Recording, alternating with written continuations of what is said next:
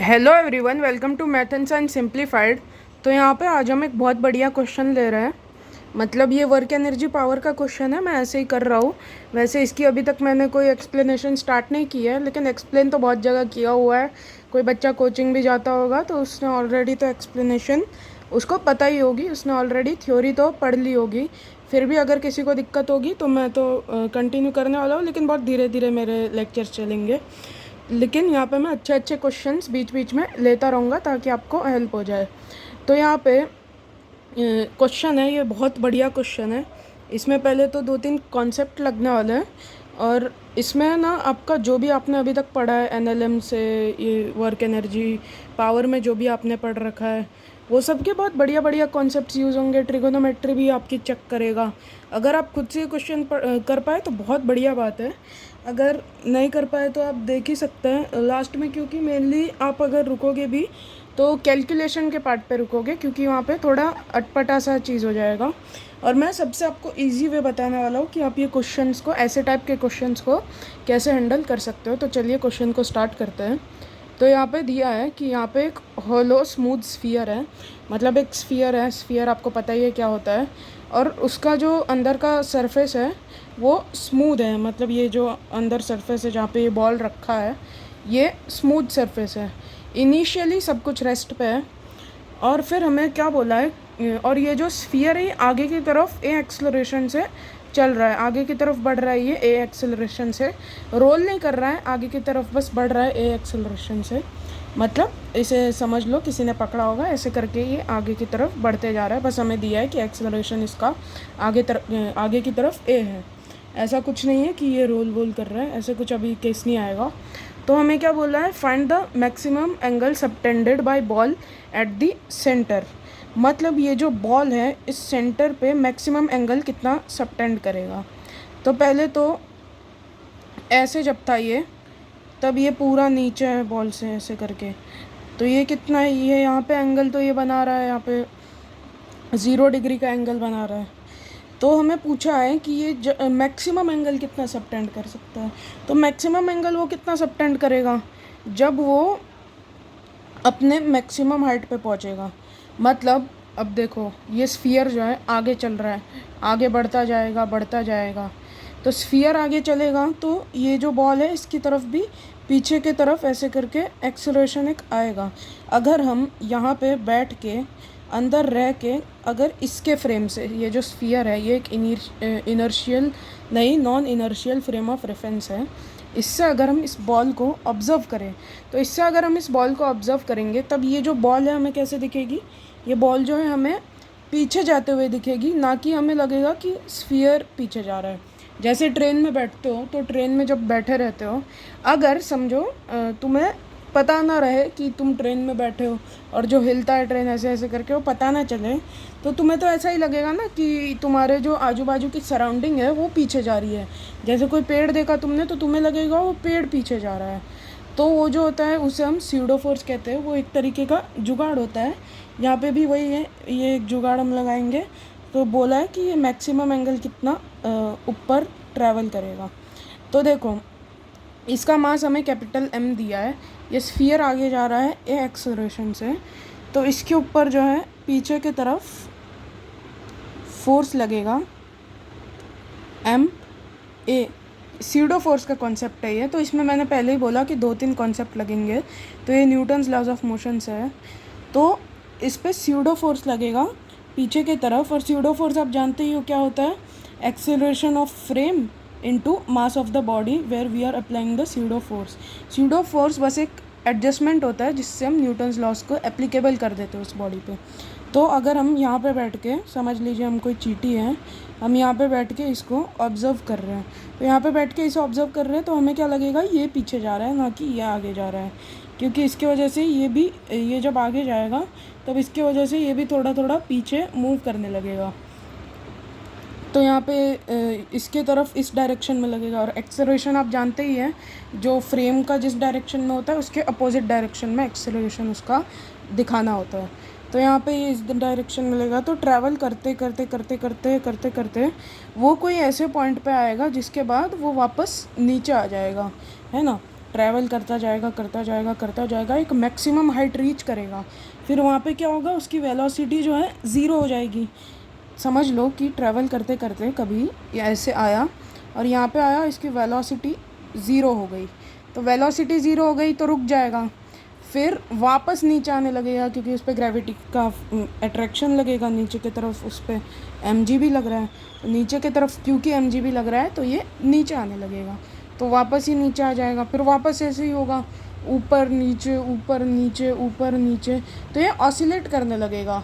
तो ये ऑसिलेशंस तो अभी हमें पढ़ना नहीं, आगे के चैप्टर्स में ऑसिलेशंस से हो सकता है कि ये सवाल और आसानी से निपट सके, बट अभी क्योंकि हमें वो पढ़ा नहीं है तो हमने जो पढ़ा है उससे हम ये सवाल निपटाएंगे। तो ठीक है, ये ऐसे करके ऊपर जा रहा है, ऐसे करके वापस नीचे आ रहा है, ऊपर जा रहा है, नीचे आ रहा है। तो मैक्सिमम हाइट इसने कितना रीच किया होगा। तो हाइट आप जानते ही है, हाइट तो ऐसे नहीं लेते, हाइट तो ऐसे करके हम लेते हैं, मतलब ये कुछ यहाँ से हम ऐसे परपेंडिकुलर अगर गिरा है इस पर, तो हाइट इसने कुछ इतना रीच किया होगा। और हमें ये जो स्फीयर है इसका रेडियस जो है आर ऑलरेडी गिवन है। तो यहाँ पे हम मान लेते हैं कि जब इसकी वेलोसिटी ज़ीरो हो गई तब यहाँ पे जो इसने किया है एंगल सबटेंड किया है, उससे हम मान लेते हैं थीटा सबटेंड किया है। हमारा जनरली हम थीटा ही मानते हैं हर जगह, तो इधर भी वही मान लेते हैं और क्या। तो थीटा यहाँ पे हम मान लेते हैं कि सबटेंड किया है, तो थीटा सबटेंड किया है। तो यहाँ पे हम बहुत सारे ऑब्जर्वेशंस कर सकते हैं। वो मैं क्या करता हूँ, यहाँ पे मेरे पास बोर्ड पे उतनी जगह नहीं है, तो मैं क्या करता हूँ ना, ये डायग्राम आपने बना लिया होगा, रब कर लेता हूँ और एक जगह पे ये जो सिस्टम है इतना सा ये दिखा देता हूँ, तो आप समझ गए रहेंगे कि मैं क्या बताना चाहता हूँ। ये बॉल एक जगह वेलोसिटी इसकी ज़ीरो हो जाएगी और फिर वही जगह जो होगा वहाँ पर उसका मैक्सिमम हाइट वो रीच करेगा, तो वहीं पे वो मैक्सिमम एंगल भी बनाएगा। अब यहाँ पे जो ये एंगल बनाएगा ये तो इससे इस थीटा से छोटा होगा ना, तो अगर यहाँ पे ये मैक्सिमम पहुँचा है तो ये मैक्सिमम एंगल उतना ही बनाएगा। अगर यहाँ पे पहुँचा होता तो मैक्सिमम एंगल कुछ अलग होता, लेकिन हमने माना है कि यहाँ तक गया है तो ऐसा ये हमारा मानना है, तो हम सब्सटीट्यूशन से ही कर ही सकते हैं। तो यहाँ पर मैं क्या कर रहा हूँ, क्वेश्चन मेरे को पता ही है, तो मैं यहाँ पर ये सब रब कर देता हूँ। यहाँ पे डायग्राम एक बार फिर से बना लेता हूँ। हाँ, तो यहाँ पे मैंने डायग्राम वापस ड्रॉ कर लिया है। आपने ऑलरेडी स्फीयर बना लिया होगा और मैंने समझा दिया है कॉन्सेप्ट क्या इसमें लग रहा है। तो यहाँ पे क्या था, कोई सर्कल था, उसमें ये जो डिस्टेंस था ये आर था, हमें रेडियस दिया हुआ था सर्कल का कि आर है, तो हर जगह तो रेडियस आर आर ही रहेगा, उतना तो आपको पता ही है। तो ये भी डिस्टेंस आर होगा और ये जो पूरा डिस्टेंस है ये भी आर होगा। तो ये जो बॉल है ये ऐसे घूम घूम के गई और यहाँ कहीं तक आई, तो उसने हाइट कितना रीच किया, ये हाइट इसने रीच किया, इसे हम अभी h बोल देते हैं। तो हमें पता नहीं है ये कितना है, लेकिन अभी हम निकालेंगे। तो ये h हाइट रीच किया और हमने ये अज्यूम किया है कि जब ये h हाइट पे चला गया, जो कि मैक्सिमम हाइट है उसकी जो रीच कर सकता है, जब जहाँ पे उसकी वेलोसिटी जो है ज़ीरो हो गई, तब क्या हुआ, एंगल जो उसने सबटेंड किया इनिशियल वर्टिकल लाइन के साथ, जो उसने सबटेंड किया एंगल सेंटर पे, वो उसने सबटेंड किया थीटा। तो थीटा एंगल जो है ये हमें निकालना है। तो यहाँ पे बेसिक ट्रिगोनोमेट्री से ये अगर आर है तो ये कितना होगा, आर साइन थीटा, और ये जो डिस्टेंस है ये इतना सा यहाँ तक, ये कितना होगा हमारा आर का कॉस थीटा। यार इतना तो आपको समझ में आ गया होगा, फिर भी मैं बता दूं। तो देखो ये थीटा है, ये आर है, ये हमारा हाइपोटेन्यूस है। तो ये क्या, अगर हम मान लें कि ये जो डिस्टेंस है आर साइन थीटा जो हमने निकाली वो एक्स थी, तो हमारा साइन थीटा क्या होगा, अपोजिट अपॉन हाइपोटेन्यूस। तो अपोजिट क्या है हमारा ये, तो एक्स अपॉन आर, तो साइन थीटा देखो एक्स अपॉन आर, तो एक्स क्या आ रहा है, आर साइन थीटा। तो इससे ही ये डायरेक्टली मुझे आता है कंपोनेंट निकालना, तो डायरेक्टली निकाल दिया, आपको भी आता होगा, लेकिन किसी को फिर भी अगर डाउट हो तो मैंने यहाँ पे बता दिया है। तो कॉस थीटा भी वैसे ही निकल जाएगा, आर कॉस थीटा। तो देखो यहाँ पे बेसिक ऑब्जर्वेशन है, अगर ये पूरा डिस्टेंस आर था, ये डिस्टेंस आर कॉस थीटा है, तो ये कितना होगा, पूरा आर था, ये आर कॉस थीटा है, तो ये क्या होगा, R minus R cos theta, तो R minus R cos theta. तो हमारा हाइट आ गया, that is R minus R cos theta. तो यहाँ पे हम क्या करेंगे, आर को ले लेंगे कॉमन, और ये आ जाएगा 1, और यहाँ पे r कॉमन गया तो ये आ जाएगा हमारा cos थीटा। तो यहाँ पे h जो है हमारा आ गया, that is r into 1 minus cos theta. और इस पे जो फोर्सेस लग रहे हैं वो भी हम शो कर देते हैं। तो यहाँ पे m मास का ब्लॉक था तो नीचे कैपिटल mg, और इस डायरेक्शन में जो है ma लग रहा था।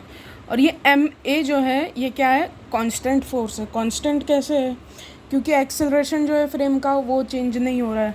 तो एक्सेलरेशन जब फ्रेम का चेंज नहीं हो रहा है तो इस बॉडी पे जो फोर्स लग रहा है, मास तो इसका कांस्टेंट ही होगा, तो ये कैसे चेंज हो सकता है। तो ये तो कांस्टेंट है, ये हमें पता है। यहाँ पे भी ma फोर्स लगता रहेगा और नीचे की तरफ mg लगता रहेगा। तो यहाँ पे ये ऑब्जर्वेशंस तो हमने निकाल लिए हैं। तो अब ये ऑब्जर्वेशंस जब हमने निकाल लिए तो अब हम इजीली अब इस सिस्टम पे आपको भी समझ में आ गया होगा। अब आप क्या कर सकते हो, ये सब जब सब पता चल ही गया है तो अब आराम से इस पे वर्क एनर्जी थ्योरम या total mechanical energy conservation, what ever you want, आप इस पे लगा सकते हो। तो अगर हम इस पे वर्क एनर्जी थ्योरम लगाए, वर्क एनर्जी थ्योरम लगाना ज़्यादा बढ़िया होता है हर केस में। तो वर्क एनर्जी थ्योरम अगर आप इस पे लगाओगे तो आप जानते ही हैं वर्क एनर्जी थ्योरम क्या कहता है। The work done on a body is equal to the change in kinetic energy. मतलब यहाँ से यहाँ तक जो भी काइनेटिक एनर्जी में चेंज आया होगा वो इसने जो भी वर्क डन किया होगा उसके इक्वल होगा। तो यहाँ पे आप एक चीज़ देखो, ये इनिशियली रेस्ट पे था, मैंने बोल दिया ऑलरेडी, इनिशियली रेस्ट पे था तो इसकी काइनेटिक एनर्जी इधर भी ज़ीरो है।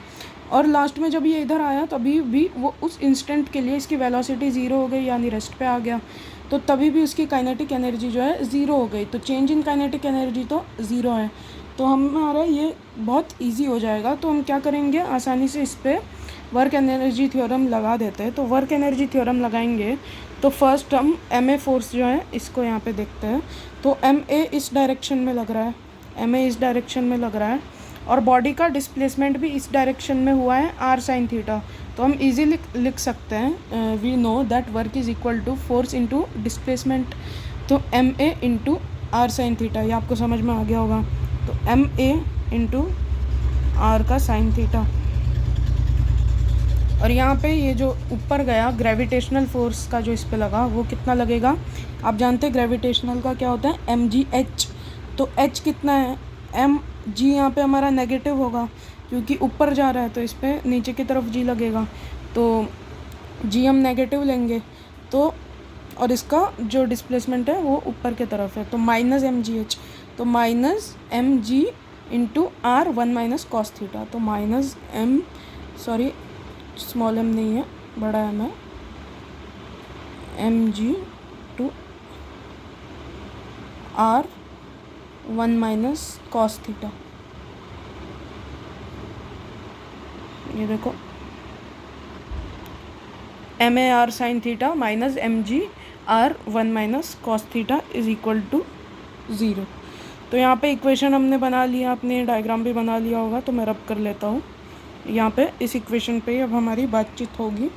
अब ये इक्वेशन आ गया तो आप इजीली, अगर आपको हल्की फुल्की ट्रिगोनोमेट्री आती होगी तो आप ये इजीली सॉल्व कर सकते हो। अगर नहीं आती तो मैं तो दिखा ही रहा हूँ, और कुछ फार्मूले भी मैं यहाँ पे बताऊँगा, तो वो आप क्या कर लोगे, याद कर लोगे। तो देखो ma r sine theta minus mg r 1 minus cos theta is equal to 0। तो इसको इस तरफ अगर हम भेजेंगे तो क्या आ जाएगा, ma r sine theta is equal to mg r 1 minus cos theta.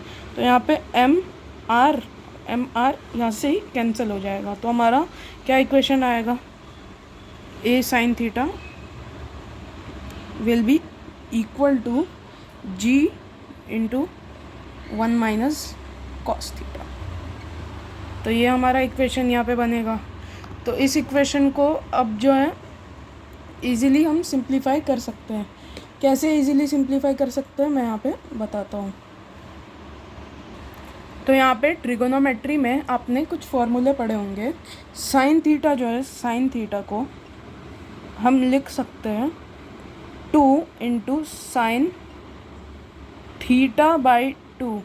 Sign theta by 2, full sign theta by 2 नहीं, थीटा बाई 2 को हमने, थीटा अगर 90 डिग्री है तो 45 डिग्री हो जाएगा, theta by 2 into cos theta by 2।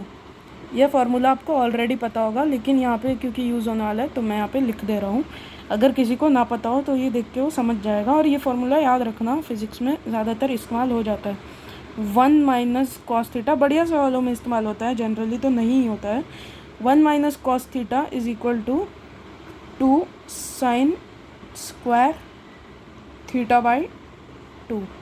तो 1 माइनस कॉस थीटा की वैल्यू होती है 2 साइन स्क्वायर थीटा बाई 2 के इक्वल। तो यही जो दो हैं इनका हम यूज़ करने वाले हैं, इससे हमारा जो है ये सिंप्लीफाई हो जाएगा। तो देखिए हम यहाँ पे क्या करते हैं।